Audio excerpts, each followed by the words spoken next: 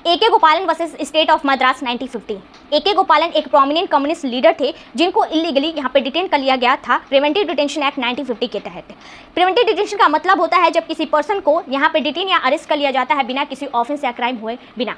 जब गवर्नमेंट या स्टेट को ऐसा प्रतीत होता है कि इन फ्यूचर ये पर्सन कोई भी ऑफेंस या क्राइम कमिट कर सकता है, उससे पहले ही उसे डिटेन या अरेस्ट कर लिया जाता है इन प्रिवेंटिव डिटेंशन एक्ट के तहत।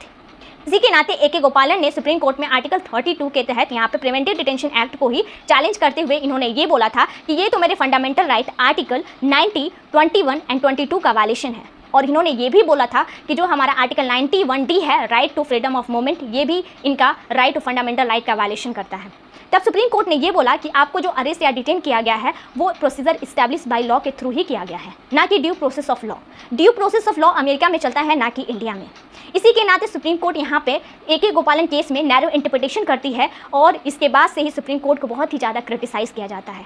सुप्रीम कोर्ट के पास ये बहुत बड़ी अपॉर्चुनिटी थी कि इसे वाइड इंटरप्रिटेशन किया जा सकता था, लेकिन सुप्रीम कोर्ट ने ऐसा नहीं किया और इसी वजह से ही ए.के. गोपालन केस में ही सुप्रीम कोर्ट को बहुत ही ज़्यादा क्रिटिसाइज किया जाता है। इसके बाद से आता है हमारा मेनका गांधी केस। ये हम अगले वीडियो में डिस्कस करेंगे। अभी के लिए थैंक यू सो मच।